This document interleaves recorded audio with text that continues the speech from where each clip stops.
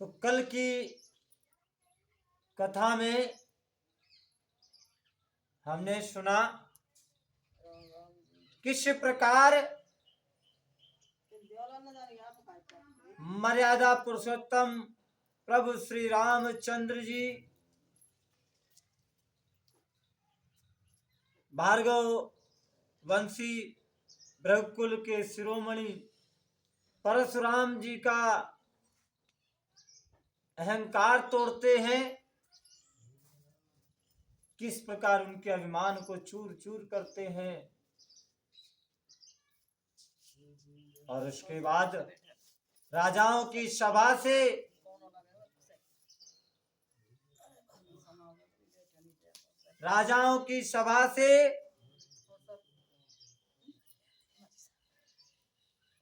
सब राजा जिन्होंने राम जी को लक्ष्मण जी को दुर्वचन कहे थे वो किस प्रकार भागते हैं, किस प्रकार विश्वामित्र जी की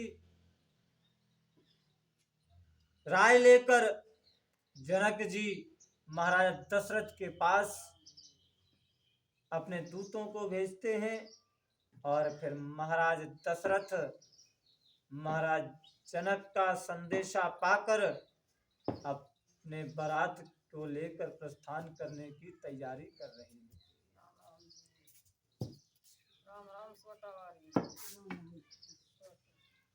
तो कल की कथा में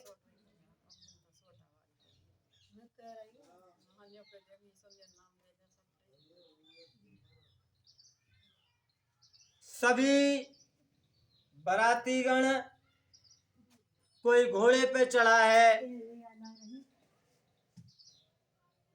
कोई रथ पर चढ़ा है, कोई हाथी पर चढ़ के जा रहा है। यथा योग्य अपने अपने वाहनों पर चढ़कर बारात को चल लिए हैं। बारात नगर के बाहर इकट्ठी होने लग रही है। एक एक सवार के साथ दो दो सैनिक भी हैं।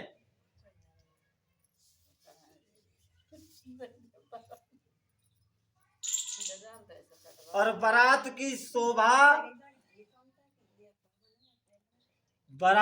शोभा तो ऐसी हो रही है कि उसका वर्णन नहीं किया जा सकता। अच्छे अच्छे हाथियों पर सुंदर अंबारियां पड़ी हैं।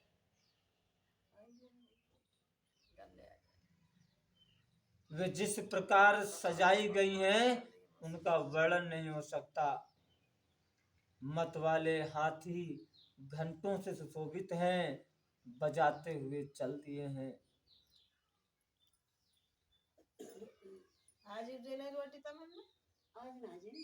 सुंदर पालकियां, सुख से बैठने योग्य आसन, रथ आदि और भी अनेकों प्रकार की सवारियां हैं। उन पर श्रेष्ठ ब्राह्मणों के समूह चढ़कर चले हैं। ऐसा लग रहा है मानो सब वेदों के छंद ही शरीर धारण किए हुए। मागध, सूत, भाट जो गाने के लिए, गीत गाने के लिए, वो भी सब जिस योग्य थे सब वैसी सवारियों पर चढ़कर चल दिए। सबके हृदय में अपार हर्ष है।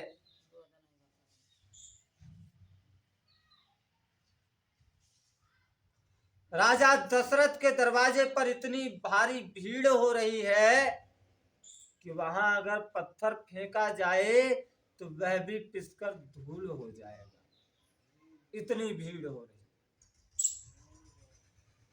अटारियों पर चढ़ करके स्त्रियां मंगल थालों में आरती लिए देख रही हैं।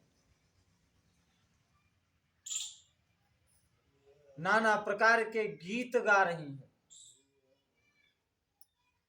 तब उसी समय सुमंत जी दो रथ सजाकर उनमें सूर्य के घोड़ों को भी मात करने वाले घोड़े लगाए। दोनों सुंदर रथ वे राजा दशरथ के पास ले गए, जिनकी सुंदरता का वर्णन नहीं किया जा सकता। एक रथ पर राजसी सामान सजाया गया, तो दूसरा जो तेज का पुंज अत्यंत ही शोभायमान था। उस सुंदर रथ पर राजा वशिष्ठ को हर्षपूर्वक चढ़ाया, राजा ने चढ़ाया और स्वयं शिव, गुरु, गौरी और गणेश जी का स्मरण करके दूसरे रथ पर स्वयं महाराज दशरथ चढ़े। वशिष्ठ जी के साथ जाते हुए महाराज दशरथ ऐसे शोभित हो रहे हैं जैसे देवगुरु बृहस्पति के साथ देवराज इंद्र विराजमान हो। श्री रामचंद्र का स्मरण करके और गुरु की आज्ञा पाकर दशरथ जी ने शंख बजाया और शंख बजाकर चल दिए।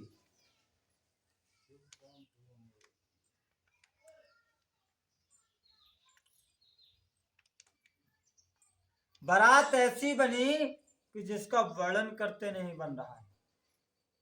सुंदर शुभदायक शकुन हो रहे हैं। नीलकंठ पक्षी बाईं ओर से होकर चारा ले रहा है। जब नीलकंठ पक्षी आपके कहीं जा रहे हो तो बाएं तरफ अगर आपको नीलकंठ पक्षी मिल जाए तो अत्यंत शुभ शकुन माना जाता है। तो शुभ सूचक, शुभ मंगल सूचक नीलकंठ पक्षी उनकी बारात के बाएं तरफ ही अपना चारा ग्रास ले रहा था।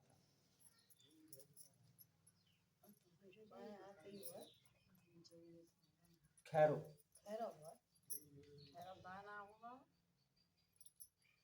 जेमो दाहिनो हो, खैरो बाएं, खैरे पे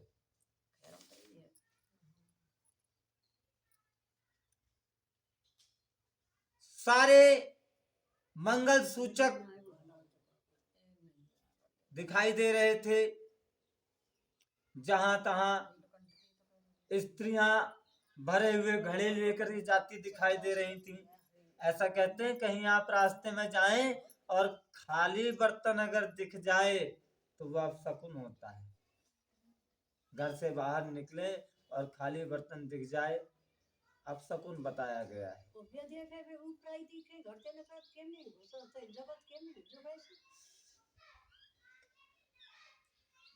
बाईं तरफ खैरे हाथ को कौवा दिख जाए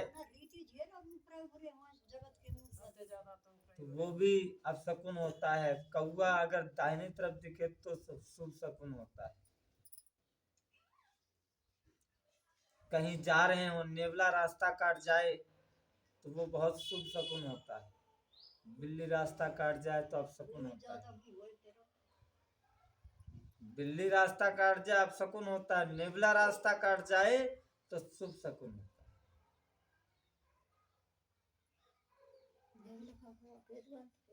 नहीं, नेवला जो सर्प का शत्रु होता है, सांप और नेवले में ही लड़ाई होती है।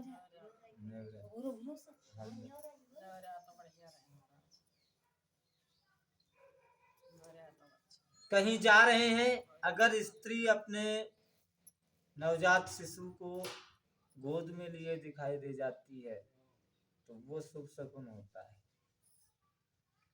बांझ स्त्री दिखाई देती है, अर्थात आपको पता है ये स्त्री, इसके अब तक कोई औलाद नहीं हुई, तो उसका दोष लगता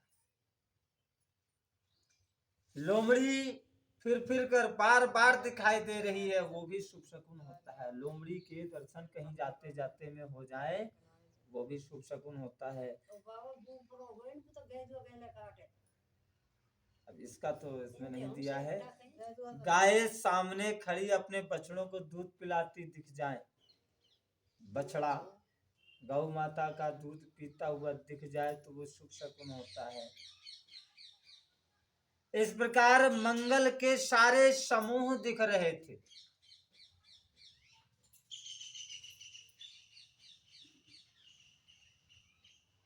मंगलमय कल्याणमय अभिमत फलदातार और जनु सब साचे हो निहित भय सगुन एक बार। सभी मंगलमय कल्याणमय मनोवांछित फल देने वाले शकुन मानो सच्चे होने के लिए एक साथ ही हो गए। जितने शकुन होने चाहिए, जितने शकुन होते हैं उस सब के सब शुभ शकुन हो रहे हैं। अब शकुन एक भी नहीं था। यहाँ तक कि क्षेमकरी, शायद आपने नाम सुना हो, चील देखा है किसी ने? तो चील भी एक चील के सफेद सर भी होता है। बाल पे, सर पे अगर सफेद बाल वाली चील हो, वो अगर देख लें, उसको देखकर आपके मन में अगर कोई इच्छा जगावे तो वो इच्छा आपकी पूरी हो जाती है। यानी मन मांगी मुराद देती है, मुंह मांगी इच्छा पूरी करती है सफेद सर की चील। पर दर्शन दुर्लभ है उसके।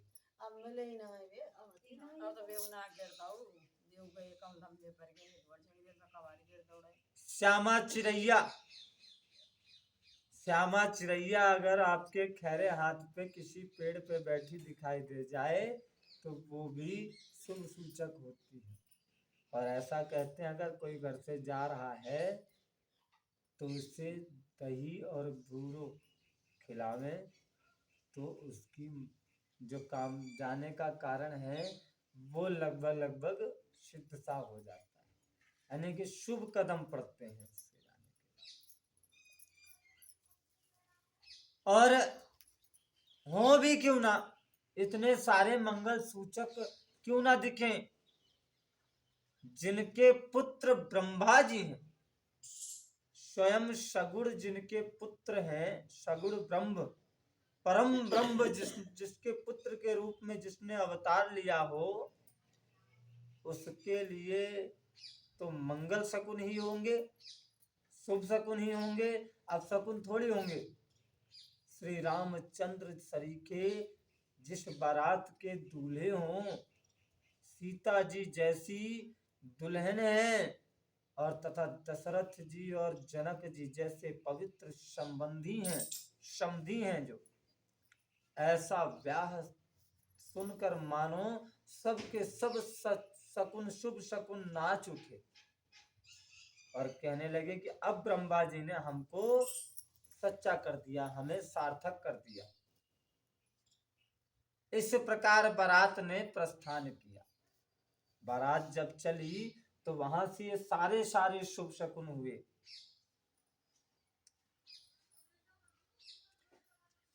और जहां बारात के सब लोग अपने अपने मन की पसंद के अनुसार सुहावने उत्तम भोजन, बिस्तर और पवित्र वस्त्र पा रहे हैं, अब चलते चलते बारात जनक जी की नगरी पहुंच गई। आवत जानी बारात बर और सुन गए निशान, सजी गज रथ पद चर तुरग, अलेन चले अगवान सियावर रामचंद्र जी की जय, पवन सुत हनुमान जी की जय हो। मास पारायण 10वां विश्राम।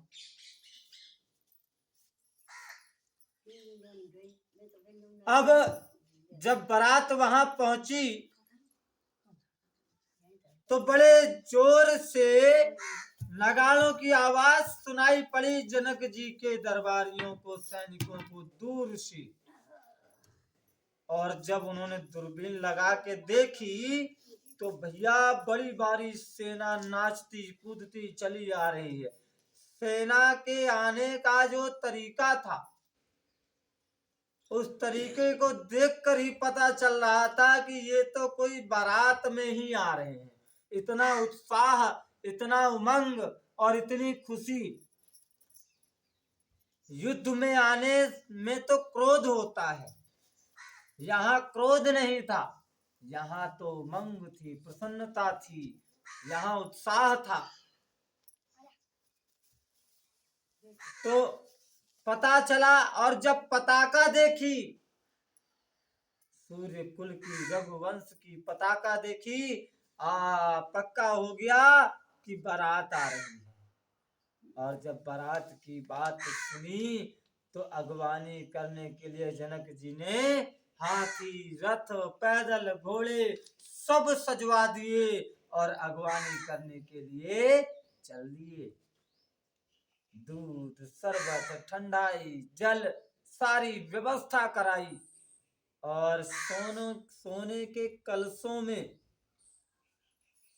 सब, किसी कलश में दूध भरा हुआ है, किसी में शरबत भरा हुआ है, किसी में ठंडाई बनाई हुई है, और कई कलशों में सादा जल भरवाया हुआ है। सोने के कलश। उस समय सोना होता था।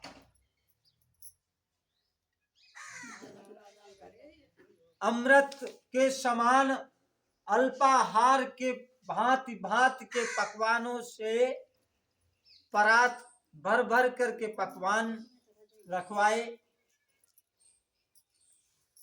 उत्तम फल रखवाए, अनेकों सुंदर वस्तुएं राजा ने हर्षित होकर भेंट के लिए भेज दी।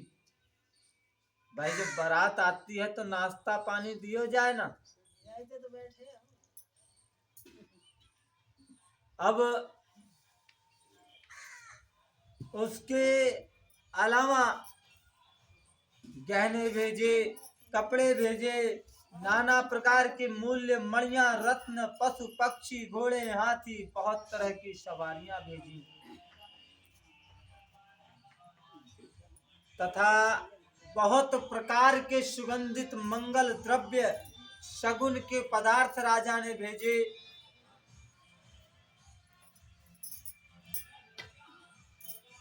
और जब अगवानी करने वालों को बारात आती दिखाई दी, तब उनके हृदय में आनंद छा गया। अगवानों को सज धज के साथ जैसे बारातियों ने देखा, वैसे ही बाराती प्रसन्न हो गया और बारातियों ने प्रसन्नता में आकर नगाड़े बजाने शुरू कर दिए। कुछ लोग परस्पर मिलने के लिए हर्ष के मारे बाग छोड़कर दौड़ चले। ऐसे मिले मानो कि आनंद के दो समुद्र मार्ग छोड़कर मिलते हो। देव सुंदरियां फूल बरसा रही हैं, गीत गा रही हैं, देवता आनंदित होकर नगाड़े बजा रहे हैं। उन लोगों ने सब चीजें दशरथ के आगे रख दी, अत्यंत प्रेम से विनती की। राजा दशरथ जी ने प्रेम सहित सब वस्तुएं ले ली।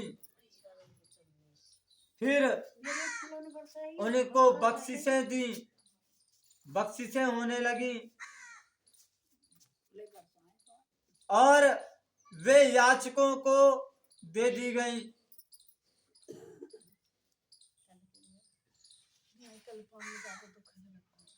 जब सीता जी को खबर लगी कि बारात आ गई है,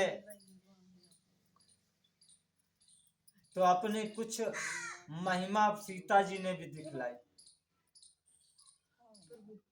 हृदय में स्मरण किया और सिद्धियों को बुलाया, और उन्होंने राजा दशरथ की मेहमानी करने के लिए अपनी सिद्धियों को भेज दिया।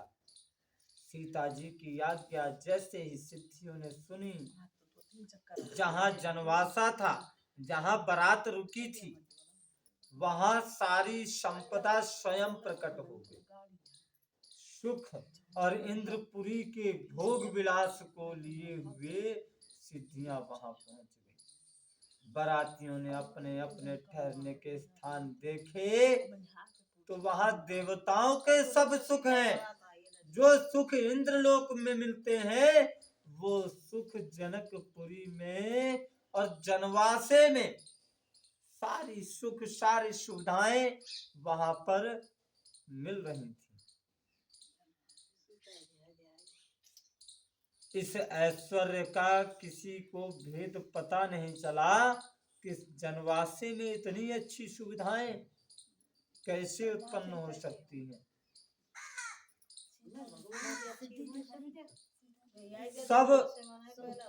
सब जनक जी की बड़ाई कर रहे हैं कि भैया महाराज जनक ने भारी स्वागत करे। अच्छा होता क्या, आओ जी का ही तो सारा खेल है। अगर आपके दरवाजे पर कोई आया, अच्छी वाणी से उसका स्वागत किया, बिठाया, ठंडा पानी पिलाया, चाय, शरबत, दूध, छाछ, जो कुछ है अपने पास यथा संभव उसका सत्कार किया, भोजन इत्यादि कराया, बस इसी में ही आदमी और प्रेम से वार्ता करते रहे तो आदमी प्रसन्न हो जाता है। भैया गरीब सही पर उसके दरवाजे जाओ तो बड़े प्रेम से बात करता है, बहुत प्रेम से बिठाता है और भैया बिना चाय के तो आने ही नहीं देता। ऐसे हम कई बार चर्चा करते थे कि जब हम मेहंदीपुर धाम को अपने मातृभूमि से जाते तो कई स्थानों में हमने देखा कि लोग हमको बुलाते और जबरदस्ती प्रेम से कुछ ना कुछ खिला पिला करके ही भेजते। हम कहते भैया हम अन्न नहीं खाते, तो बाबा फल खाए ले, जगह ना पेट में, ये तो कछु तो मीठो ले ले, अर्थात कुछ ना कुछ और बड़े प्रेम से अधिकार के साथ।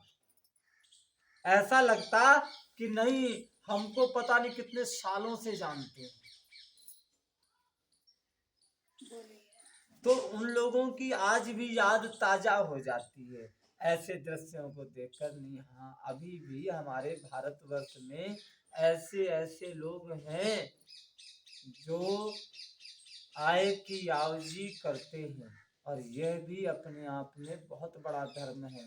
ना जाने किस रूप में बाबा मिल जाए भगवान, बोलो राम राम राम।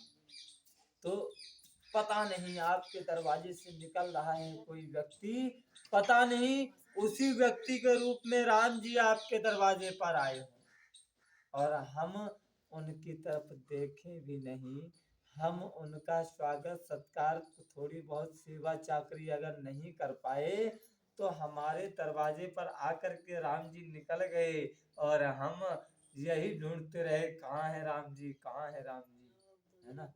मंदिर मंदिर दर दर भटक रहे हैं मगर राम जी तो हमारे पास आ रहे हैं और हम राम जी को पहचान नहीं।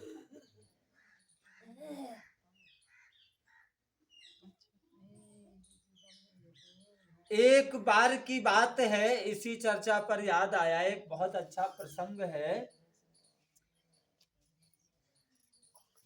एक महाराज जी थे, उनसे श्री रघुनाथ जी की स्पष्ट वार्ता होती, आमने सामने वार्ता होती मंदिर में। अच्छा उनके इस गुण को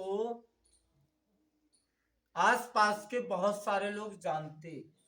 तो एक परम भक्त थे, हम तो परम भक्त ही कहेंगे, एक अत्यंत परम भक्त थे। वो महात्मा जी की भारी सेवा चाकरी किया करते, भारी सेवा चाकरी किया करते और कोई भी प्रोग्राम करते तो उन महात्मा जी को अक्सर बुलाते और बिना उन महात्मा जी के वो अपना कोई प्रोग्राम पूरा नहीं करते। अब करते भी कैसे, उन्होंने महात्मा जी को अपना गुरु बनाया हुआ जो था। अब उनके मन में इच्छा हुई कि हमारे गुरु तो साक्षात राम जी से वार्ता करते हैं और अगर हम पर गुरु की कृपा हो जाए तो हमें भी कुछ ना कुछ लाभ प्राप्त हो सकता है। ऐसा कहते हैं ना कि प्रधानमंत्री से मिलना है तो प्रधानमंत्री के पीए से तो मिलना पड़ेगा ना। प्रधानमंत्री छोड़िए, अगर यहाँ विधायक से भी मिलना है तो उसके पिए से या उसके लगबंधु से किसी ना किसी से मिलना पड़ेगा। तो हम लोग क्या है, राम जी के पिए है ना, लग्गू है, पिछ लग्गू।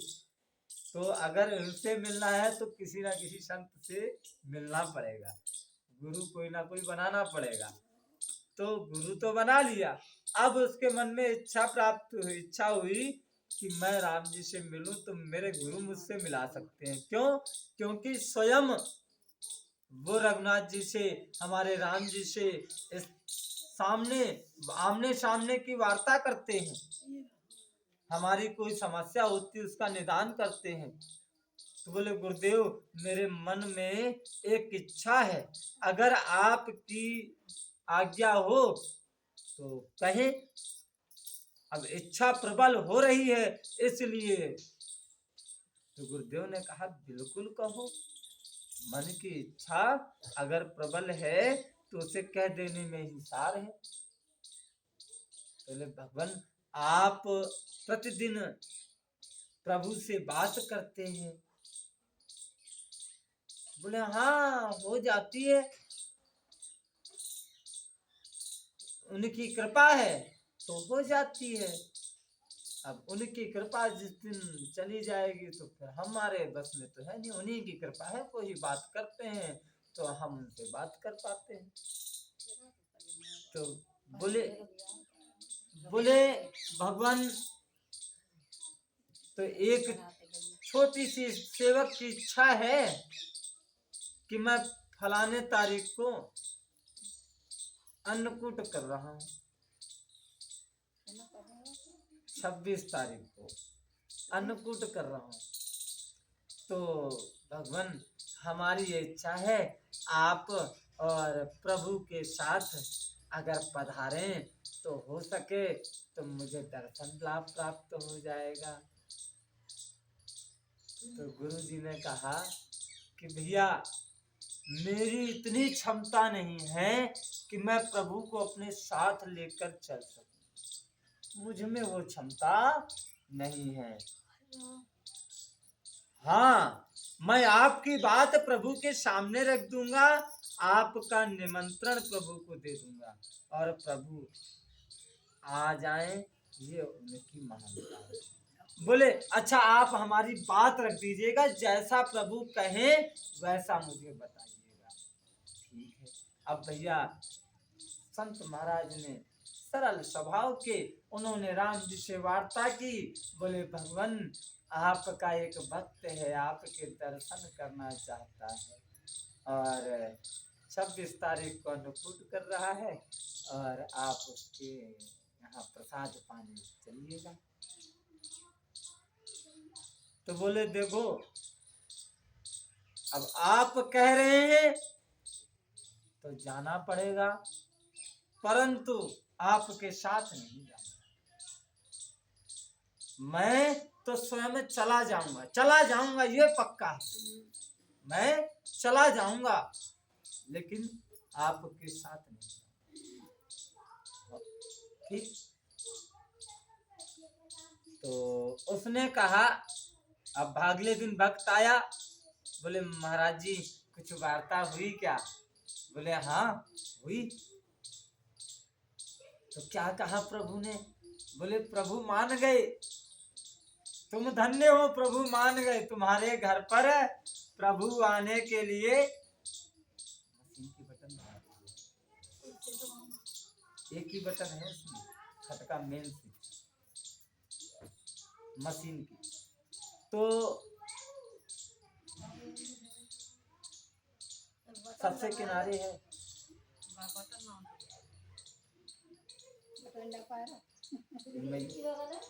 उसकी बगल मैया ने रामदास ने एक मशीन चालू कर दीजिए।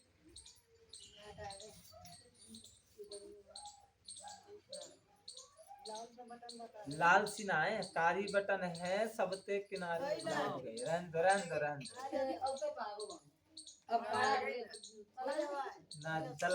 चलन रहन दो। तो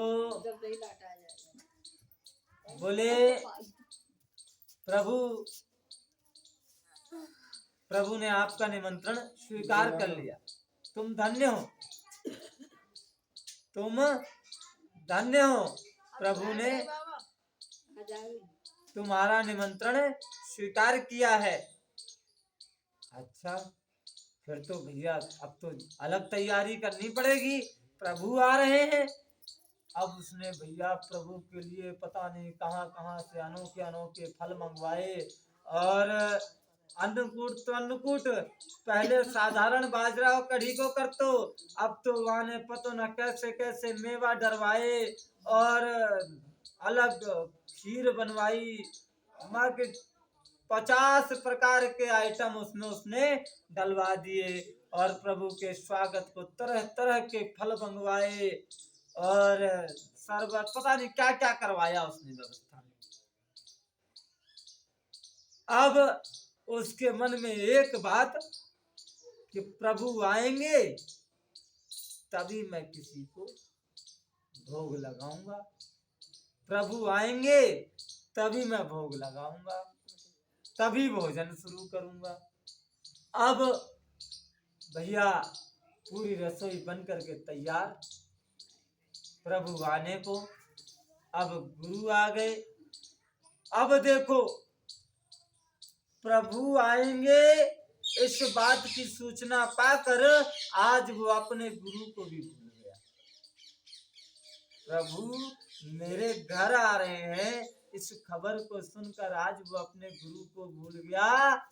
बस गए, गुरु आए तो गुरु की फॉर्मेलिटी अदा कर दी, प्रणाम किया, और गुरु जी बैठो बैठो बैठो, भोग लगा के भी प्रसाद पाए रे। शुरू कर रहे, भगवान जी आ जाए। अब भगवान जी आ जाएंगे, आएंगे तो पक्का, आपने कहा है आपकी बारी तो झूठी जाएगी नहीं। अब भगवान आ जाए तो भगवान को भोग लगा के और हम फिर भोजन शुरू करें। अब सुबह 11 बजे से इंतजार करते करते करते करते शाम को 6 बज गए।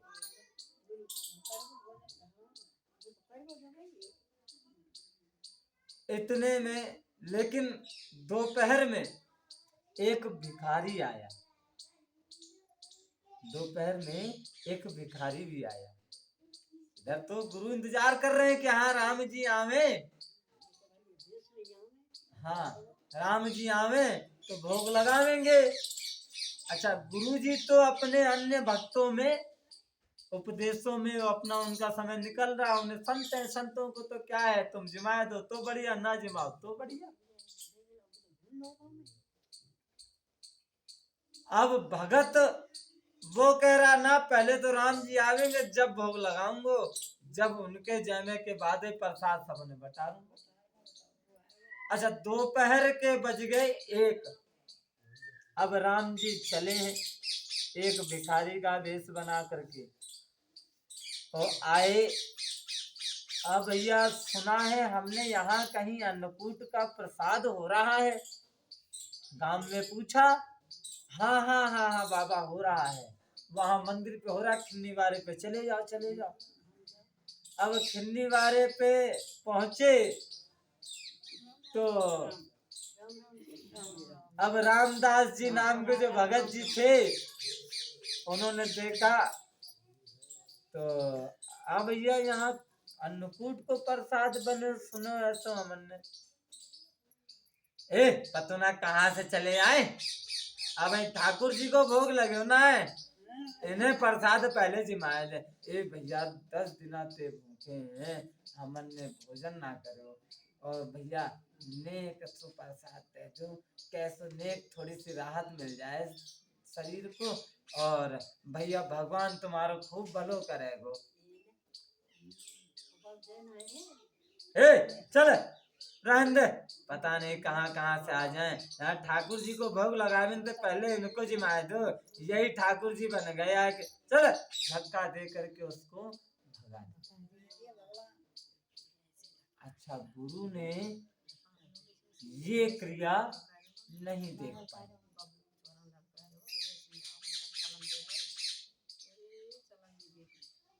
तो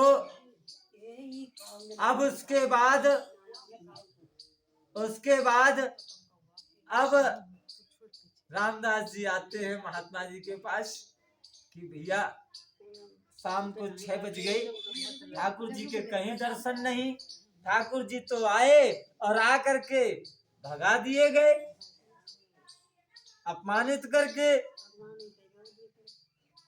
और अब शाम को 6 बज आया, लोग बाग गालियां बकते गए, वापस जाते गए, गालियां बकते गए, वापस जाते गए। और वो सारा का सारा अन्नकूट प्रसाद फेंकना पड़ा। अब वो भगत अपने गुरु अर्थात संत पर क्रोधित हुआ कि महाराज जी आपके ठाकुर जी झूठे, आप झूठे, आप ऐसे कोरी गप दिया करते हैं और क्या मुझसे राम जी बात करते हैं। अरे कहाँ आपके राम जी बात करते हैं, राम जी कभी झूठ नहीं बोलते होंगे, क्या राम जी झूठ बोलते हैं? आप तो कह दिए आएंगे और अब तक नहीं आए। बताइए, मेरा सारा का सारा प्रसाद फेंकना पड़ रहा है और मेरा भारी नुकसान हुआ।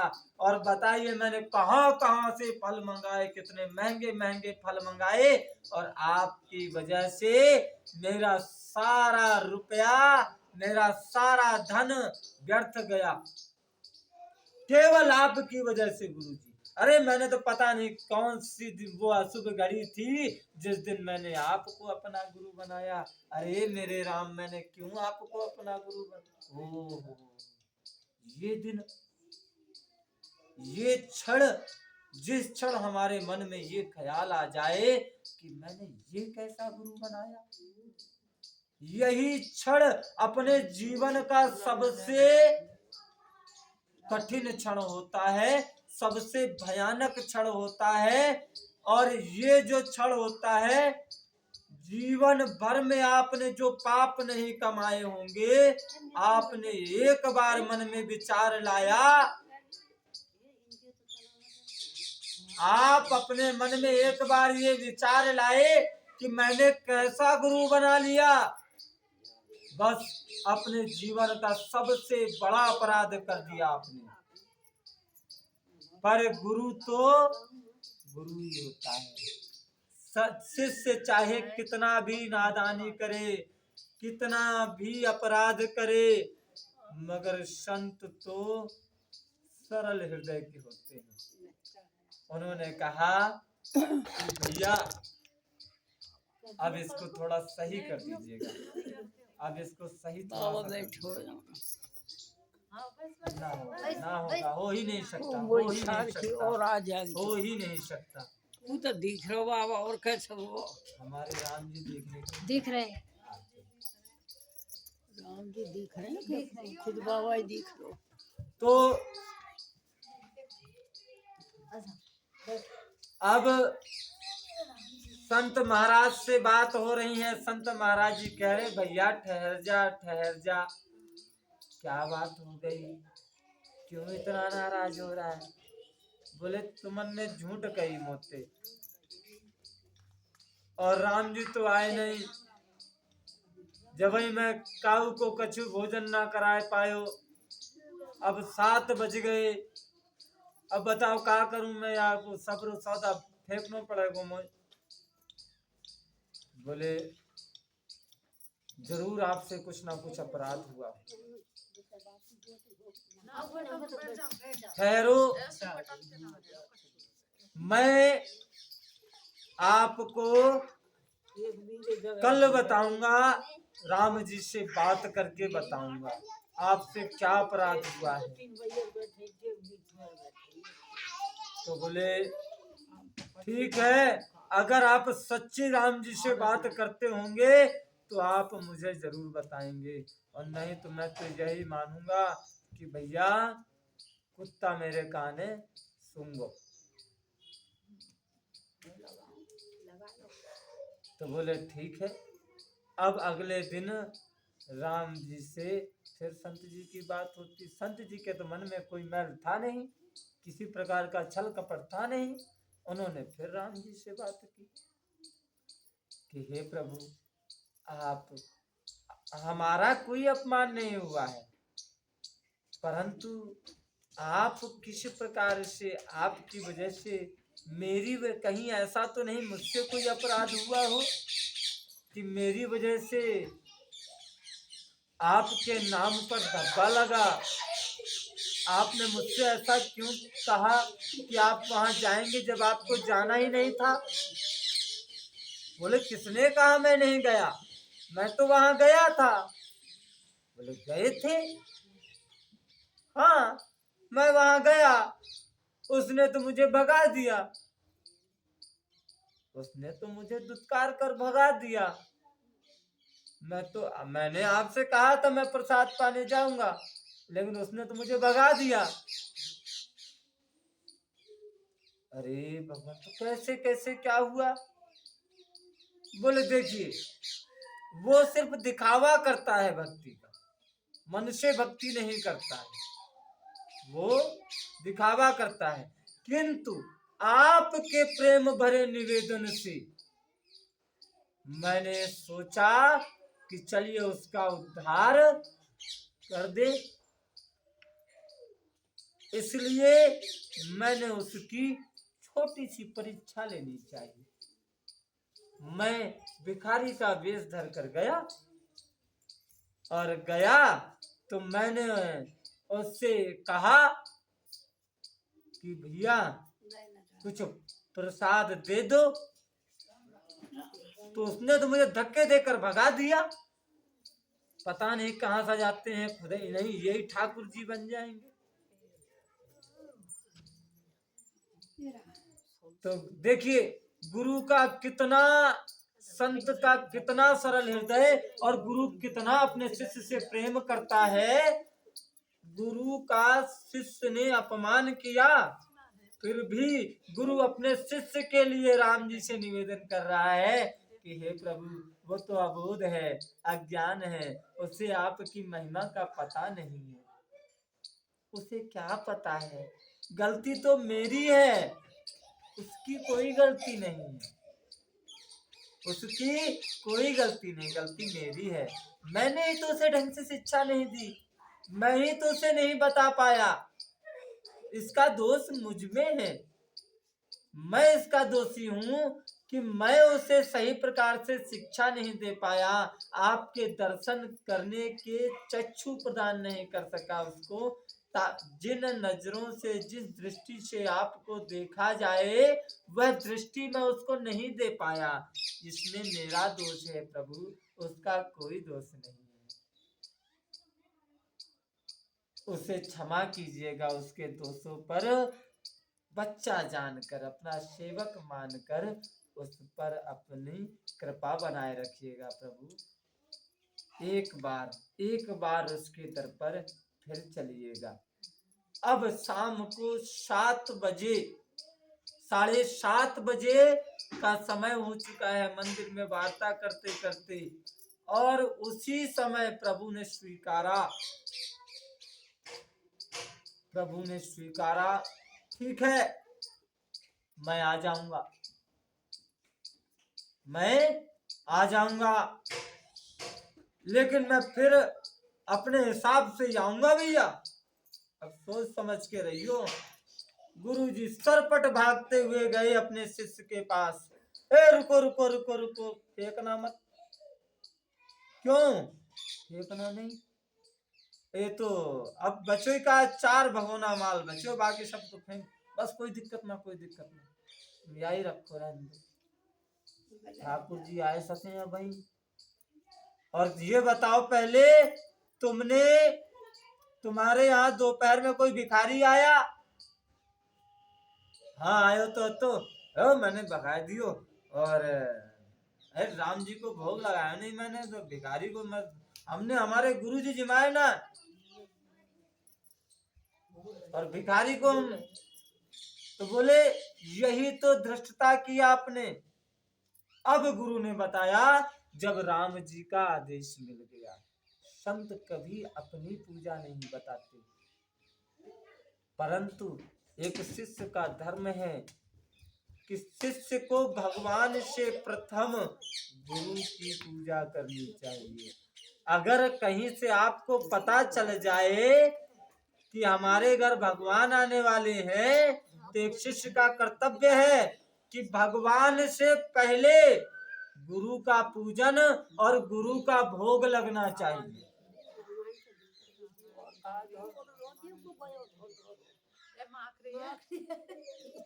भगवान से पहले गुरु का भोग लगना चाहिए।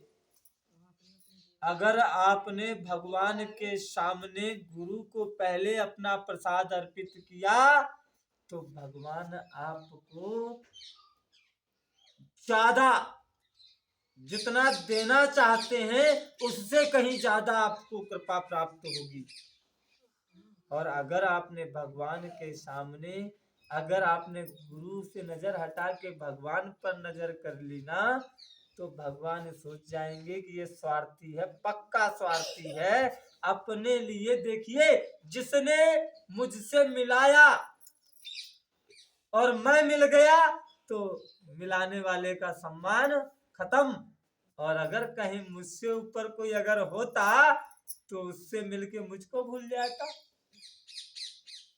तो फिर ये भक्त सही नहीं है। अपनी इच्छा पूर्ति करेगा और जाता रहेगा, तो फिर वो क्या करेंगे, आपकी इच्छा पूर्ति कर देंगे, तुरंत करेंगे, तुरंत करेंगे। और भैया चल भैया तू साइड हट और अन्य आनंद। अगर भगवान का सानिध्य पाना है तो सच्ची भक्ति करनी पड़ेगी, और सच्ची भक्ति का मार्ग केवल गुरु के पास है। इसीलिए तो कहा गया है रामायण में भी, नविदा भक्ति में, प्रथम भगत संतन कर संगा। पहली भक्ति जो राम जी की है वो प्राप्ति का एक उपाय है संतों का संग, गुरुओं का संग, गुरुओं से सीखना, गुरुओं से राम जी के मार्ग की जानकारी प्राप्त करना। और गुरु ही आपको बता सकते हैं, संत ही आपको बता सकते हैं कि भक्ति है क्या। अभी हम लोग भक्ति का मतलब ही नहीं जानते, अभी हम लोग भक्ति का मतलब ही नहीं जानते। हालांकि भक्ति पर फिर कभी चर्चा होगी। अभी चर्चा हो रही है कि राम जी के बारात में, हमारे प्रभु की बारात जनक जी के जनवासे में ठहरी हुई है। माता सीता जी अपनी सिद्धियों के द्वारा उनको भरपूर सुख सुविधाएं दे रही हैं। श्री रघुनाथ जी यह सब जान गए, ये सारी जो सुख सुविधाएं हमारे बारातियों को दी जा रही हैं, यह सब सीता जी की सिद्धियों की महिमा है।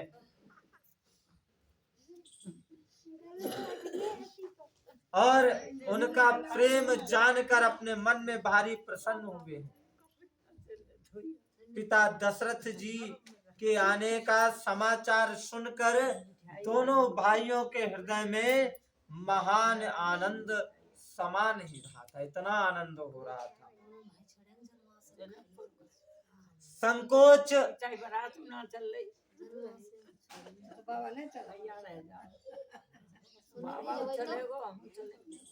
संकोचवश वे गुरु विश्वामित्र जी से कह नहीं पा रहे थे,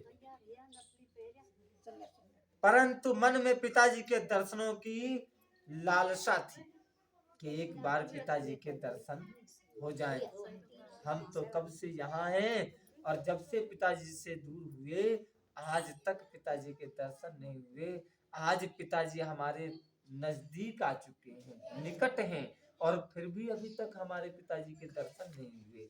विश्वामित्र जी ने उनकी बड़ी नम्रता देखी तो उनके हृदय में बहुत संतोष हुआ।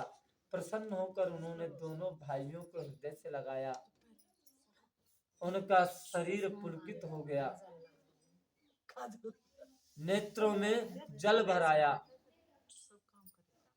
वे राम जी और लक्ष्मण जी को उस जनवासे में ले गए जहां महाराज दशरथ विद्यमान थे। महाराज दशरथ ने जब मुनि विश्वामित्र को अपने पुत्रों सहित आते हुए देखा तो वे अत्यंत हर्षित हुए।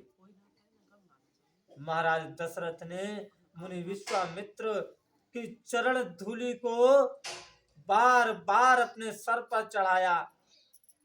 कहते हैं कि विश्वामित्र जी को आसन पर बिठाकर बहुत देर तक उनके पैर अपने सर पर रखे रहे कि हे महाराज, आज जो कुछ हो रहा है आपकी ही कृपा का प्रताप है। मुझको इतने अच्छे संबंधी प्राप्त हुए, इतने अच्छी वधू प्राप्त हुई, इतना अच्छा राज परिवार प्राप्त हुआ, सब आपकी कृपा से है। विश्वामित्र जी ने भरकस प्रयास के बाद महाराज दशरथ को उठाकर अपने हृदय से लगा लिया और भांति भांति के आशीर्वाद देने लगे। फिर दोनों भाई अपने पिता को दंडवत प्रणाम करते हैं और करते देख अपने दोनों पुत्रों को देखकर राजा के हृदय में सुख इतना हुआ वो समा नहीं रहा है। फिर दोनों पुत्रों को उठाकर हृदय से लगाते हैं और अपने वियोग जनित दुख को मिटा करके ऐसा लग रहा था कि मानो मृतक शरीर को वापस प्राण मिल गए। महाराज दशरथ की आंखों से आंसू रुक नहीं रहे हैं। उन्होंने फिर वशिष्ठ जी के चरणों में सर नवाया और मुनि श्रेष्ठ ने प्रेम के आनंद में उन्हें अपने सीने से लगा लिया। भरत जी ने और शत्रुघ्न ने भी रामचंद्र जी को प्रणाम किया।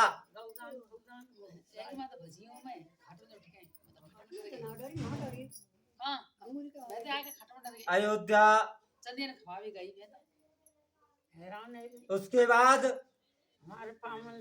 परम कृपालु विनयी श्री रघुनाथ जी भगवान श्री रामचंद्र जी अयोध्या वासियों से मिले, अपने कुटुंब वासियों से मिले, जात के लोगों, याचकों, मंत्रियों और मित्रों सभी से यथा योग्य मिले। श्री रामचंद्र जी को देखकर सारी बारात शीतल हो गई, क्योंकि बहुत दिन हो गए थे राम जी से वियोग हुए। राम जी से बिछड़े हुए, बिछड़कर उनके हृदय में जो आग लगी थी, आज उनको देखकर वो आग शांत हो गई। प्रीत की रीत का बखान नहीं हो सकता।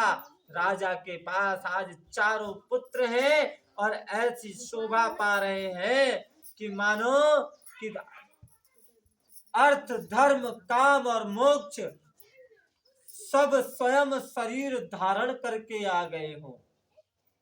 पुत्रों सहित दशरथ जी को देखकर नगर के सारे स्त्री पुरुष बहुत ही प्रसन्न हो रहे हैं।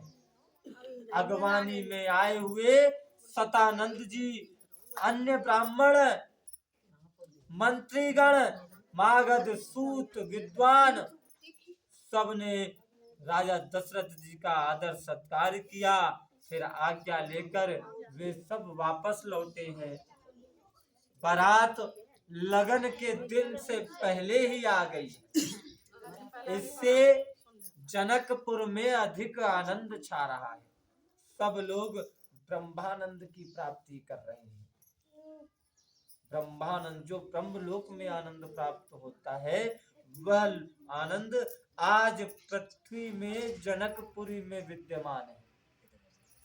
उसी आनंद की अनुभूति हो रही है। विधाता से मनाकर कहते हैं कि ये जो दिन और रात है ना, ये ठहर से जाए, ये घड़ियां रुक सी जाए, ताकि ये आनंद कभी समाप्त ना हो। तुलसीदास जी लिखते हैं कि राम सी शोभाय अवधि, सुकृत अवधि दो राज, और जहाँ तहाँ पुरजन कहीं अस मिल नर नारी समाज से आवर रामचंद्र जी की जय पवन सुत हनुमान जी की जय। प्रभु श्री रामचंद्र जी और माता सीता जी सुंदरता की सीमा है, दोनों राजा भी पुण्य की सीमा है। जहां तहां जनकपुर वासी स्त्री पुरुषों के समूह इकट्ठे इकट्ठे हो रहे हैं। जहां देखो वहीं भीड़ की भीड़ इकट्ठी हो रही है और यही कह रहे हैं कि जनक सुकृत मूर्ति बैदेही और दशरथ सुकृत राम धर देही। इन श्याम काहू ना शिव अवराधे काहू न इन समान फल लाधे। क्या कहते हैं कि जनक के जो सुकृत है, सुकृत अर्थात पुण्य कर्म, ऐसे कर्म जिनसे पुण्य अधिकाधिक प्राप्त होते हैं। तो जो जनक है वो सुकृत की पुण्य कर्मों की मूर्ति है और उन्हीं के कारण जानकी जी हैं। और दशरथ जी की सुकृत देह जो है वह साक्षात राम जी धारण किए हुए हैं। और इन दोनों राजाओं के समान किसी ने शिव जी की आराधना नहीं की। इस समय लोग बाग शिव जी को भी भूल गए और ना ही इनके समान किसी ने भी फल पाए हैं। भाई कैसे? जिसकी पुत्री आदि शक्ति मां महामाया स्वयं शरीर धारण करके विद्यमान होकर पुत्री रूप में अवतरित हुई है, उससे बड़ा सौभाग्यशाली कौन हो सकता है? जिसके घर, जिसके पुत्र के रूप में परम ब्रह्म ने शरीर धारण किया हो, उसके समान भाग्यशाली, उसके समान पुण्यात्मा कौन हो सकता है? उससे उत्तम फल कौन प्राप्त कर सकता है? एक भक्त की अभिलाषा क्या होती है? ईश्वर की प्राप्ति। और जिसके पुत्र ही ईश्वर हो, जिसके पुत्र ही परम ब्रह्म हो, तो इससे बढ़ के फल क्या चाहिए? हमको तो ईश्वर का सानिध्य चाहिए था। हम ईश्वर को परम पिता कहते हैं और हम स्वयं जिस ईश्वर के पिता बन रहे हैं, तो इससे बड़ा फल क्या है? इससे बड़ा फल तो कुछ हो ही नहीं सकता। जिस महामाया को जगत माता कहा जाता है, उस जगत माता के पिता बन रहे हैं, तो इससे बड़ा फल क्या हो सकता है? इनके समान जगत में ना तो कोई हुआ है और ना ही भविष्य में होगा। हम सब भी, हम और आप भी पुण्य की राशि हैं। क्यों? क्योंकि आज हम इस कथा में उनके गुणान वादों का श्रवण और कथन कर रहे हैं, है ना? बड़े सौभाग्य की बात है कि हम सब उस लीला का बखान कर रहे हैं और आप लोग सुन रहे हैं और बड़े आनंद से सुन रहे हैं। और ये वास्तव में बहुत बड़ा सौभाग्य है कि हमको उनकी लीला सुनने का सौभाग्य और हमको कहना का सौभाग्य प्राप्त हुआ। और वो लोग भी धन्य हैं जो लोग अवधपुर में जन्मे और जन्म लेकर के राम जी की बारात में गए और वहां प्रभु और माता सीता की लीला देख करके ब्रह्मानंद को प्राप्त कर रहे हैं। कितने सौभाग्यशाली! अरे सौभाग्यशाली तो वो जनकपुर वासी भी होंगे जो वहां रह करके माता सीता का सानिध्य प्राप्त कर रहे हैं, उनके प्रेम की वर्षा का आनंद प्राप्त कर रहे हैं और उस क्षण के लीला का अनुभव करके ब्रह्मानंद को प्राप्त हो रहे हैं। धन्य है वो जनकपुर के निवासी, धन्य है वो अवध के निवासी, और धन्य है हमारी सारी माताएं, हमारे सारे भक्तगण जो प्रभु की चर्चा सुन रहे हैं, श्रवण कर रहे हैं, लीलाओं का अनुभव ऐसे कर रहे हैं जैसे स्वयं भी वही बारात में बाराती बन करके बैठे हो।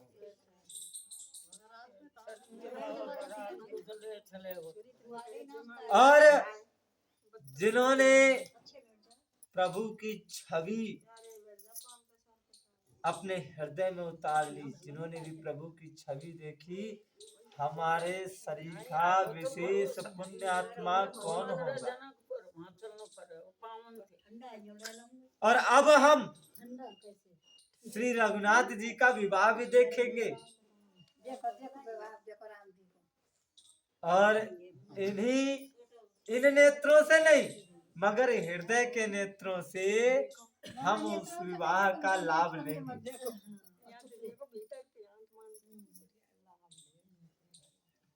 अब वहां जनकपुर की स्त्रियां कैसे कहती हैं कि हे सुंदर नेत्रों वाली, इस विवाह में बड़ा लाभ है, इसमें भाग्य से विधाता ने सब बात बना दी। ये दोनों भाई हमारे नेत्रों के अब तो सदैव अतिथि हुआ करेंगे, जब तब यहाँ पर आते जाते रहेंगे। कि बार ही बार स्नेह बस जनक बुलाऊ बसिया, कि बारंबार सीता जी को महाराज जनक बुलाएंगे और फिर सीता जी को लेने के लिए ये राम जी लक्ष्मण जी आते रहेंगे, हमको इनके बारंबार दर्शन प्राप्त होते रहेंगे। और लेन आई यही बंधु दो कोटि काम कमनीय,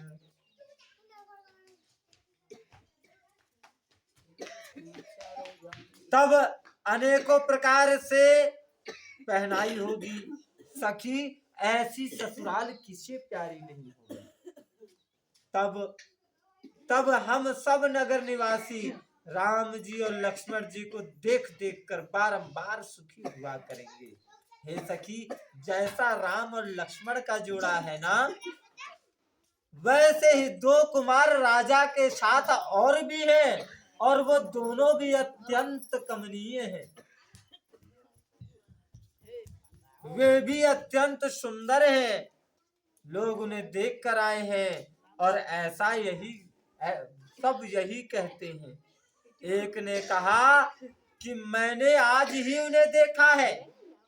अब मैया में आपस में चर्चा हुए ना, क्या मैंने दूल्हा देख लियो, मैंने एक बामे ऐसो है, बाकी नाक नेक टेढ़ी हते, हम नेक टेढ़ी हते, बाकी तो बढ़िया है।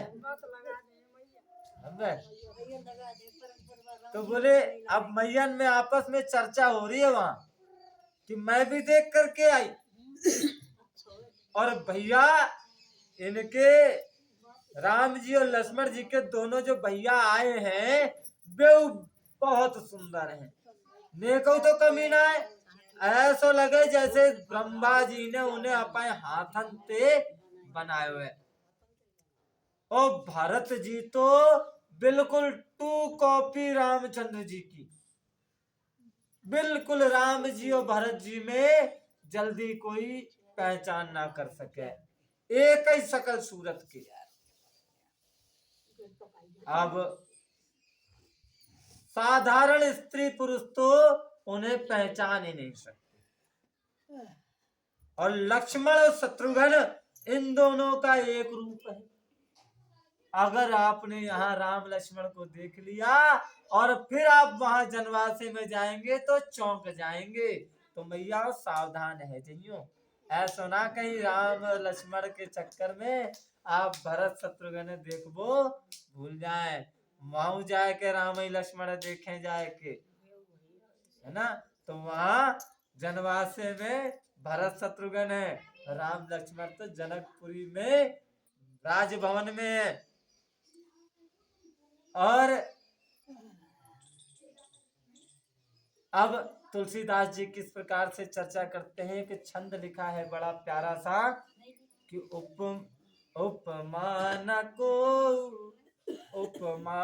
को कह दास तुलसी कतहु कवि को विद कहे, ओ बल विनय विद्याशील शोभा सिंधु इनसे है, पुर नारी सकल पसारी अंचल विदिन बचन सुनावही, ओ ब्याहियऊ चारियु भाई यही पुर हम सुमंगल गावही। तुलसीदास जी महाराज कहते हैं कि कवि और कोविद कहने लगे कि इनकी उपमा कहीं कोई भी नहीं है, चारों भाइयों की कोई अन्य उपमा नहीं है। बल विनय विद्या शील और शोभा के तो ये समुद्र हैं, समुद्र अर्थात अथाह, जिसकी कोई थाह ना मिले। जनकपुर की सब स्त्रियां आंचल फैलाकर भगवान से, विधाता से एक ही विनती करती हैं कि हे प्रभु, इन चारों भाइयों का ब्याह यही जनकपुर में ही हो जाए, इसी नगर में हो जाए, हम तो सब सुंदर सुंदर मंगल गावेंगे। और तो हम पे हथना पर भैया मंगल जरूर गावेंगे।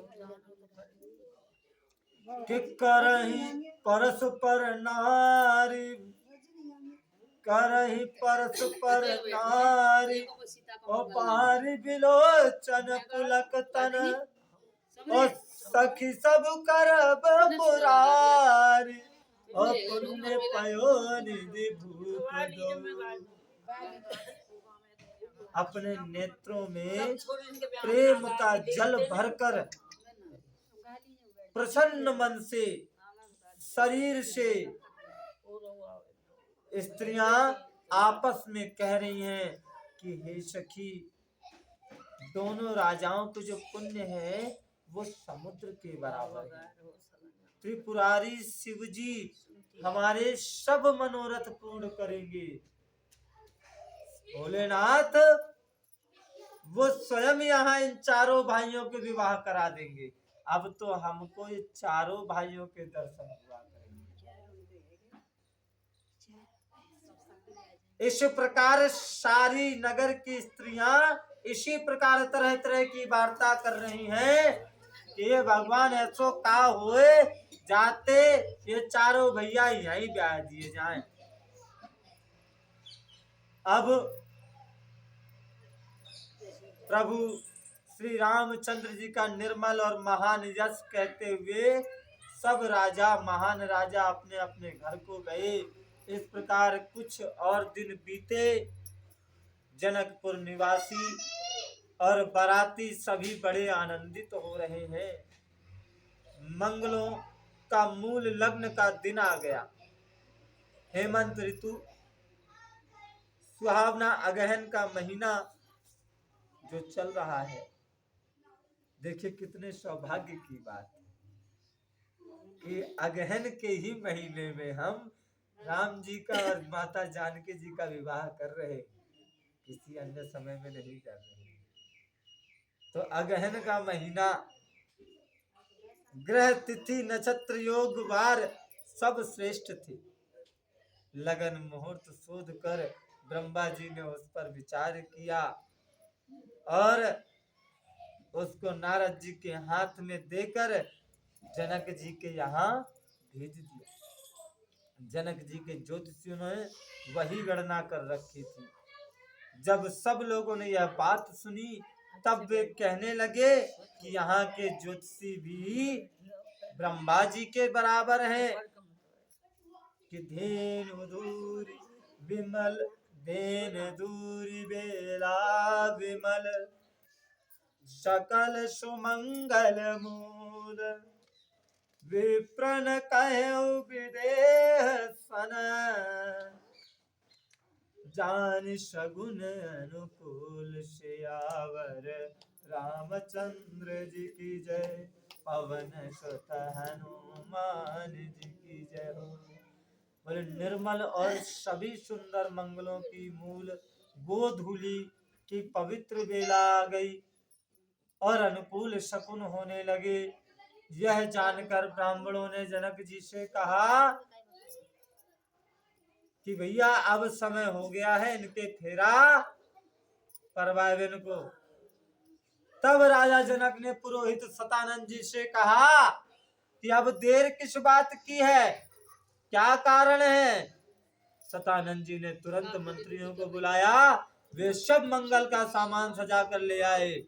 शंख नगाड़े ढोल बहुत तरीके के बाजे बजने लगे। मंगल कलश शुभ शकुन की वस्तुएं सजा दी गई। सुंदर सुहागिन स्त्रियां गीत गा रही हैं, पवित्र ब्राह्मण वेदों की ध्वनि कर रहे हैं। सब लोग इस प्रकार से आदर पूर्वक बारात को लेने चले। जहां बारातियों का जनवासा था वहां गए। अवधपति दशरथ जी का समाज देखकर उनको देवराज इंद्र भी बहुत ही तुच्छ लगने लगी।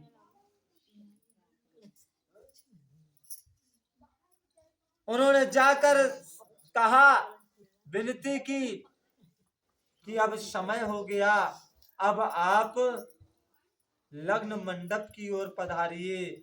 यह सुनते ही नगाड़ों पर चोट पड़ी और गुरु वशिष्ठ से पूछकर कुल की सब रीतियों को करके महाराज दशरथ मुनियों और साधुओं के साथ समाज को लेकर चल दिए हैं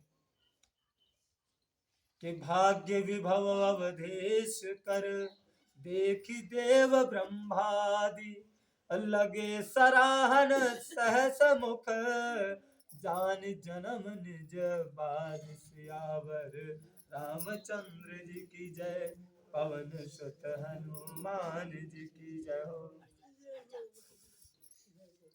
अवध नरेश दशरथ जी का भाग्य और वैभव देखकर अपना जन्म व्यर्थ समझकर ब्रह्मा आदि देवता हजारों मुख से उसकी सराहना करने लगे। देवगण सुंदर मंगल का अवसर जानकर ढोल नगाड़े बजा रहे हैं और विमानों पर चढ़कर जनकपुरी की ओर प्रस्थान कर रहे हैं। राम जी का विवाह देखने गए हैं और देखिए कैसा सौभाग्य है, कैसा सौभाग्य है।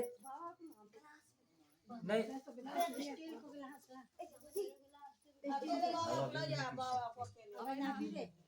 अभी नहीं।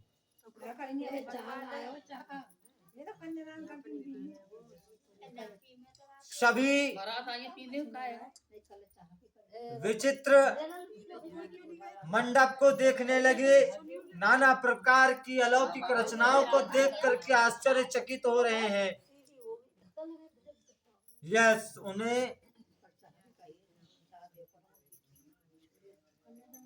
उन्हें देखकर सब देवांगनाएं ऐसे प्रभावहीन हो गई हैं।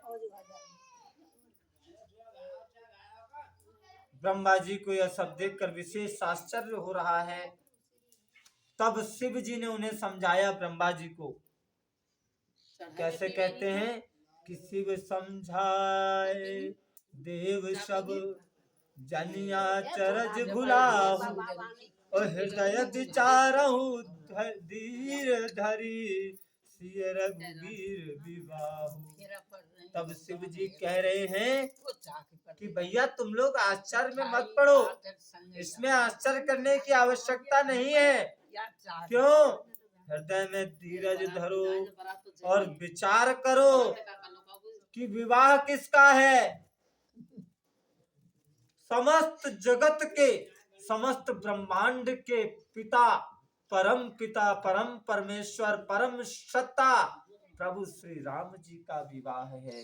और दूसरी तरफ महामाया, जगत माया, जगत की माता, जगत जननी माता सीता जी का जगत पिता प्रभु श्री राम जी के साथ विवाह हो रहा है।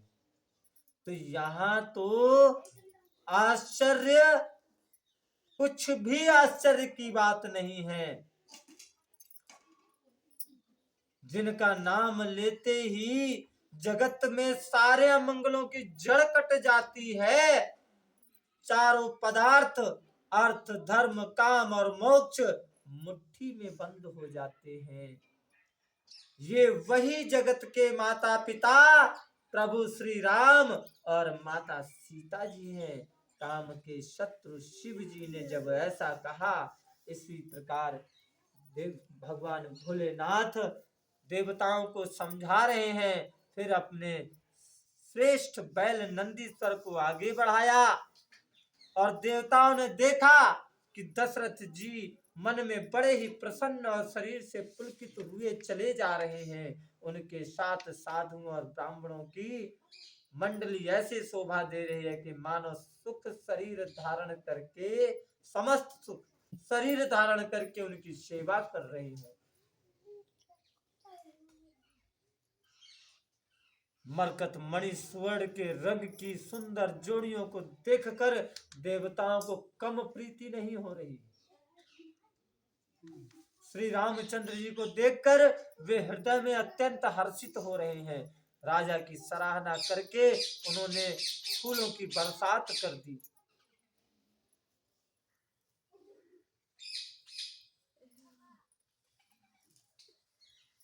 नख से लेकर शिखा तक, पैर के नख से लेकर शिखा तक श्री रामचंद्र जी के सुंदर रूप को बार बार देखते हुए पार्वती जी के साथ भगवान भोलेनाथ अत्यंत आनंदित हो रहे हैं। उनके नेत्रों में भी जल भर आया। प्रभु के इस विवाह उत्सव को देखकर आंसू किसी प्रकार के दुख के नहीं, आनंद के अश्रु हैं। राम जी का मोर के कंठ की सी कांति वाला सांवला शरीर है। बिजली का अत्यंत निरादर करने वाले प्रकाश में सुंदर पीले रंग के वस्त्र हैं। सब मंगल रूप और सब प्रकार से सुंदर भांति भांति की विवाह के आभूषण शरीर पर विद्यमान है। उनका सुंदर मुख शरद पूर्णिमा के चंद्रमा के समान लग रहा है और मनोहर नेत्र नवीन कमल को लजाने वाले हैं। सारी सुंदरता अलौकिक है, माया की बनी नहीं है। ये दिव्य है, सच्चिदानंदमयी है, वह कहीं नहीं जा सकती। मन ही मन अत्यंत प्रिय लगती है। साथ में मनोहर भाई शोभित है, जो चंचल घोड़ों को नचाते हुए चले जा रहे हैं। राजकुमार श्रेष्ठ घोड़ों को उनकी चाल को दिखला रहे हैं। वंश की प्रशंसा करने वाले गिरदावली सुना रहे हैं। जिस घोड़े पर राम जी विराजमान है, उसकी तेज चाल देखकर गरुण भी लजा जाते हैं। उसका वर्णन नहीं हो सकता। जनु बाजिबे को बनाई, मन से जो राम हित अति सोहई। आपने भय बल रूप गुण गति, सकल भुवन विमोहई। जगमगत जीनु जराव, ज्योति सुमोति मनि मानिक लगे। किंकनि ललाम लगाम, ललित विलोकी सुर नर मुनि ठगे। मानो कि श्री रामचंद्र जी के लिए कामदेव घोड़े का वेश बनाकर अत्यंत शोभित हो रहा है।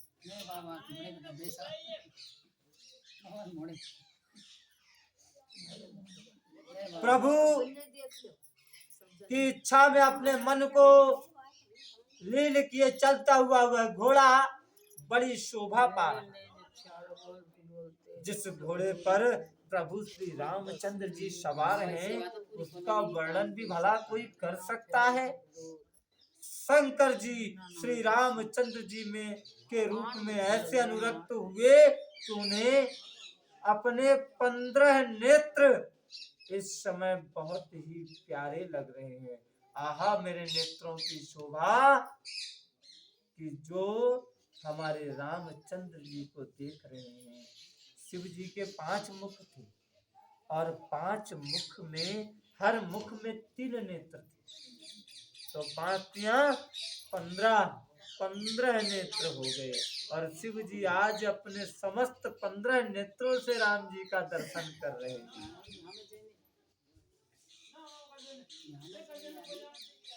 और जब भगवान विष्णु ने, देखिए राम जी की बारात में कौन कौन आया है, ब्रह्मा जी भी आए हैं, विष्णु जी भी आए हैं और भगवान भोलेनाथ जी भी आए हैं।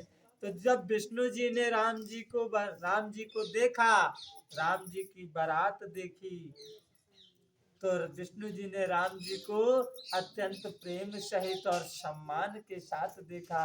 तब वे रमणीयता की मूर्ति लक्ष्मण जी के पति लक्ष्मी जी के पति लक्ष्मण जी सहित लक्ष्मी जी के साथ ही मोहित हो गए। प्रभु श्री रामचंद्र जी की शोभा देखी तो ब्रह्मा जी भी बड़े प्रसन्न हो गए। ब्रह्मा जी अपने 8 ही नेत्र जानकर पछताने लगे, बोले मोते तो बढ़िया ही भोलेनाथ बहुत हैं, इनके 15 नेत्र। हे राम जी आपने मोको 8 ही नेत्र क्यों दिए? अगर मेरे भी 15-16 नेत्र होते तो मैं कैसो सौभाग्यशाली होता। मैं तो सारे देव अत्यंत प्रभु के दर्शन पाकर अत्यंत हर्षित हो रहे हैं और सभी देव पश्चाताप कर रहे हैं, ईर्ष्या कर रहे हैं। तो देवराज इंद्र से, और किस बात की ईर्ष्या कर रहे हैं कि आज देवराज इंद्र के समान भाग्यशाली तो कोई नहीं है, क्योंकि आज उसके 1000 नेत्रों से वो श्री राम जी के दर्शन कर रहा है। 1000 नेत्रों से परम सत्ता परम प्रभु श्री राम जी के दर्शन प्राप्त कर रहे हैं देवराज इंद्र। और प्रभु श्री रामचंद्र जी को देखकर समस्त देवगण अत्यंत प्रसन्न हैं और दोनों राजाओं के समाज में भी विशेष हर्ष उत्पन्न हो रहा है। अति हरसुराज समाज दुह दिश तुंद भी बाजहि घनी, बरसहि सुमन सुर हर्ष कहीं जय जयति जय रघुकुल मणि। एहि भांति जान बरात आवत बाजन बहु बाजहि, रानी सुवासिनी बोले पर हेतु मंगल साजहि। दोनों ओर से राज समाज में अत्यंत हर्ष है, बहुत जोर से नगाड़े बज रहे हैं, ढोल बज रहे हैं। इस प्रकार बारात को आती देखकर जानकर जनकपुर की तरफ से बदलू पक्ष से भी बहुत प्रकार के बाजे बजने लगे। रानी सुहागिन स्त्रियों को बुलाकर परछन करके कोई संस्कार होता है, तो परछन के लिए मंगल द्रव्य सजाने लगी। अनेक प्रकार से आरती सजाकर समस्त मंगल द्रव्यों को यथा योग्य सजाकर गजगामिनी अर्थात उत्तम स्त्रियां आनंद पूर्वक परछन के लिए चली हैं। सभी स्त्रियां चंद्रमा के समान मुख वाली, मृगलोचनी, हिरण की समान आंखों वाली और अपने शरीर की शोभा से रति के गर्भ को भी छुड़ाने वाली, शरीर पर सब आभूषण सजे हुए हैं। स्त्रियों की चाल देखकर कामदेव के हाथी भी लजा जाते हैं।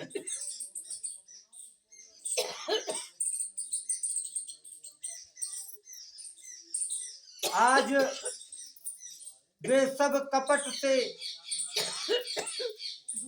जो माता सरस्वती जी हैं, माता लक्ष्मी जी हैं, पार्वती जी हैं, जो स्वभाव से ही पवित्र हैं, परंतु आज कपट से ही सुंदर स्त्री का वेश बनाकर और रनिवास में जा मिली कि मैं नजदीक से जाकर प्रभु और महामाया के दर्शन प्राप्त कर लूंगी, और मनोहर वाणी से मंगल गान कर रही हैं।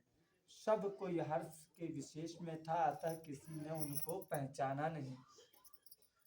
और कौन किसे जाने पहचाने, ब्याह बरौन के घर में किसको समय होता है, कौन आया कौन गया। आनंद के बस हुई सब दूल्हा बने हुए, ब्रह्म का परिछन करने चल दी। मनोहर गान हो रहा है, मधुर मधुर नगाड़े बज रहे हैं, देवता फूल बरसा रहे हैं, बड़ी अच्छी शोभा लग रही है। श्री रामचंद्र जी का वर वेश देखकर, दूल्हे का वेश देखकर सीता जी की माता सुनैना जी के मन में जो सुख हुआ, उसे हजारों सरस्वती और शेष जी भी 100 कल्पों तक भी नहीं कह सकते। मंगल अवसर जानकर नेत्रों के जल को रोके हुए रानी प्रसन्न मन से परछन कर रही हैं। वेदों में कहे हुए तथा कुलाचार के अनुसार सभी व्यवहार रानी ने भली भांति किए हैं। पंच शब्द, तंत्री, ताल, झांझ, नगाड़ा, तुरई, इन 5 प्रकार के बाजों के बाजे बज रहे हैं। नाना प्रकार के वस्त्रों के पावड़े पड़ रहे हैं। उन्होंने रानी ने आरती करके अर्घ दिया। तब श्री राम जी ने मंडप में गमन किया, अर्थात मंडप में प्रवेश किया। आकाश और नगर में शोर मच रहा है, अपनी पराई कोई कुछ नहीं जान पा रहा, कोई कुछ नहीं सुन रहा है। इस प्रकार श्री रामचंद्र जी मंडप में आए हैं और अर्घ्य देकर आसन पर बिठाए गए हैं। और कैसे बिठाए? बैठा रे आसन आरती कर, निरख बरु सुख पावहीं, मन बसन भूषण भूरि बार, नारी मंगल गावहीं। ब्रह्मादि सुरवर विप्र बेख बनाई, कौतुक देखहीं, अवलोकि रघुकुल कमल रवि छवि, सुफल जीवन लेखहीं। आसन पर जब प्रभु को बिठाया है, आरती करके दूल्हे को देखकर उस रनवास की मंडप में जितनी भी स्त्रियां, जितनी भी मैया हमारी मौजूद थीं, सब अत्यंत आनंद पा रही हैं। और वो आनंद मात्र हमारी मैयन को मिले है।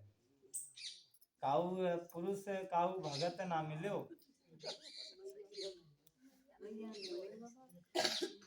वे ढेर के ढेर मणि वस्त्र गहने निछावर कर रही हैं और मंगल गा रही हैं। रघुकुल कमल के प्रफुल्लित करने वाले सूर्य श्री रामचंद्र जी की छवि देखकर सब अपना जीवन सफल जान रहे हैं। नाई बारी भाट नट श्री रामचंद्र जी की निछावर पाकर आनंदित हो रहे हैं। वैदिक लौकिक सब रीतियां करके जनक जी और दशरथ जी बड़े प्रेम से मिले हैं। दोनों महाराज मिलते हुए बड़े शोभित हो रहे हैं। जब कहीं भी उपमा नहीं मिली, तब हृदय में हार कर उन्होंने मन में यही उपमा दी कि उनके समान कवियों को जब कोई उपमा नहीं मिली ना, तब कवियों ने यही उपमा दी कि समधियों का मिलाप या परस्पर संबंध देखकर देवता अनुरक्त हो गए। और फूल बरसा कर यश गाने लगे। देवताओं की सुंदर ब्रह्मा जी ने जगत को उत्पन्न किया, तब से हमने बहुत विवाह देखे सुने। देवता कह रहे हैं कि ब्रह्मा जी ने जब से सृष्टि की रचना की, तब से हमने पता नहीं कितने विवाह देखे होंगे, सुने होंगे, परंतु इस प्रकार का विवाह और सामान साज समाज की बराबरी और बराबर के समधी हमने आज ही देखे हैं।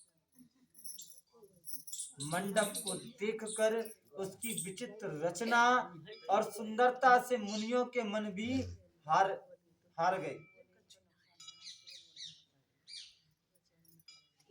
अपने कुल के इष्ट देवता के समान गुरु वशिष्ठ की पूजा की विनय करके महाराज दशरथ आशीर्वाद प्राप्त किया। विश्वामित्र की पूजा करके समय की परम प्रीति की रीति तो कहते ही नहीं बनती।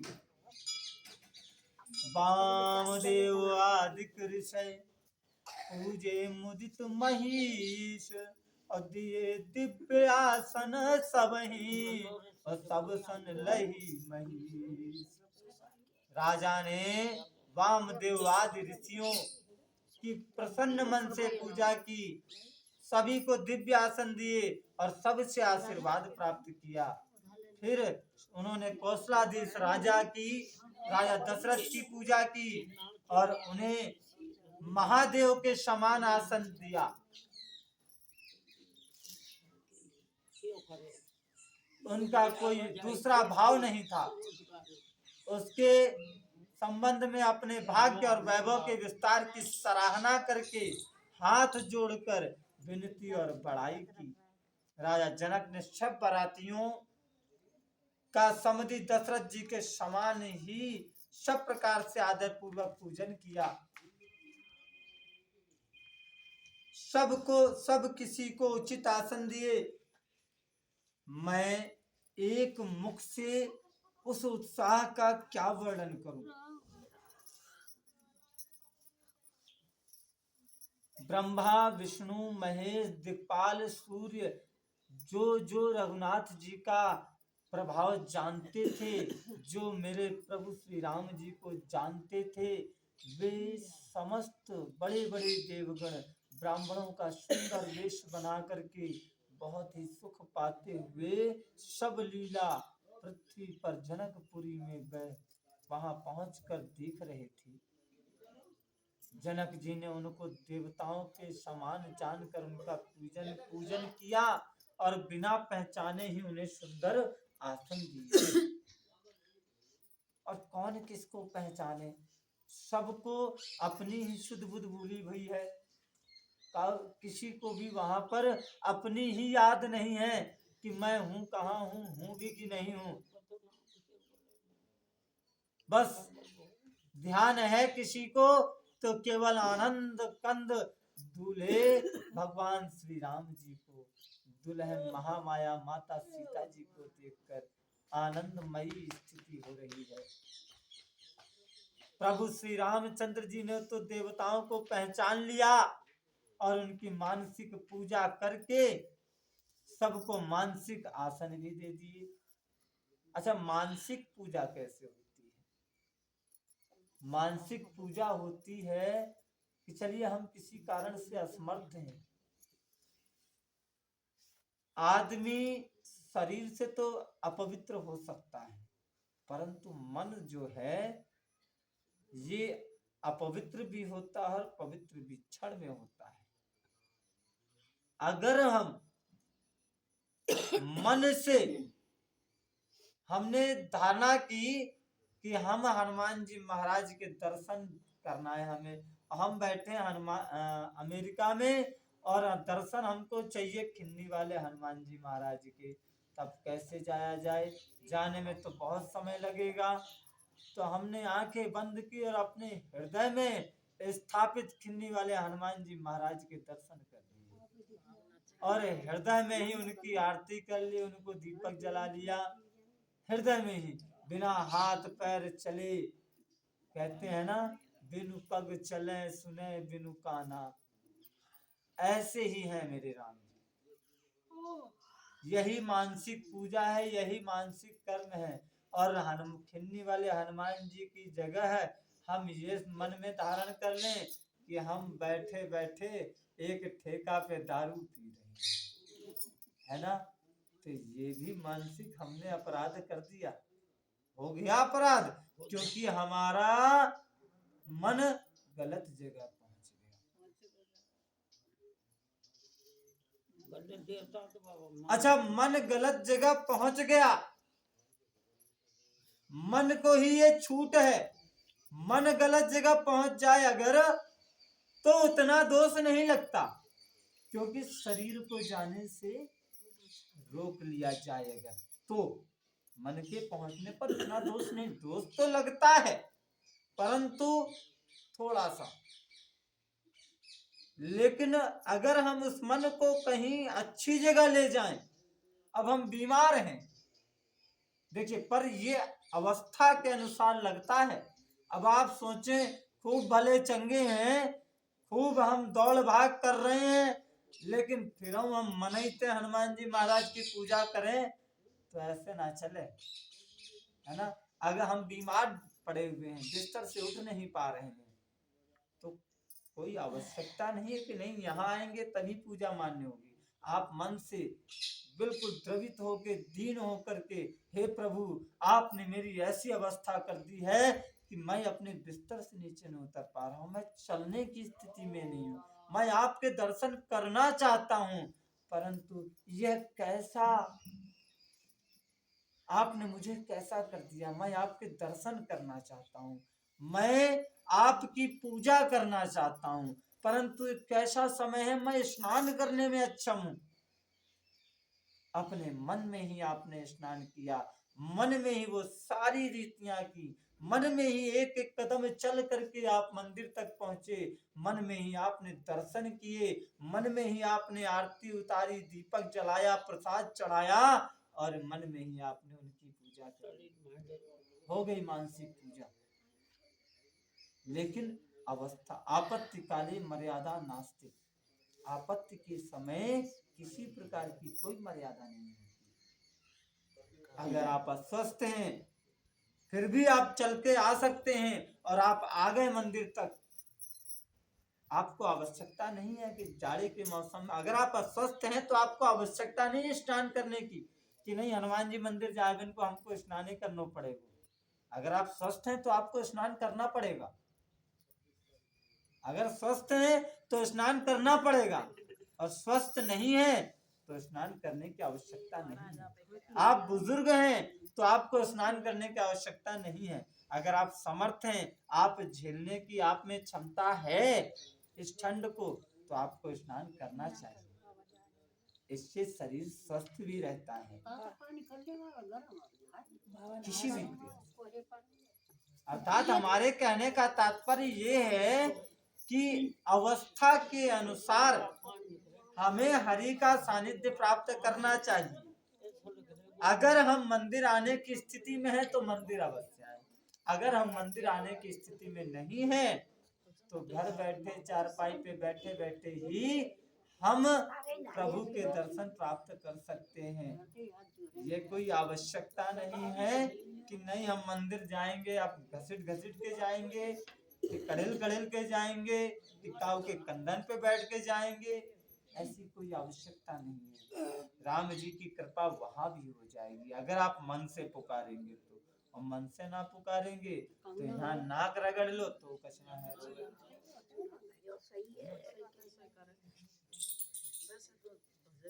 तो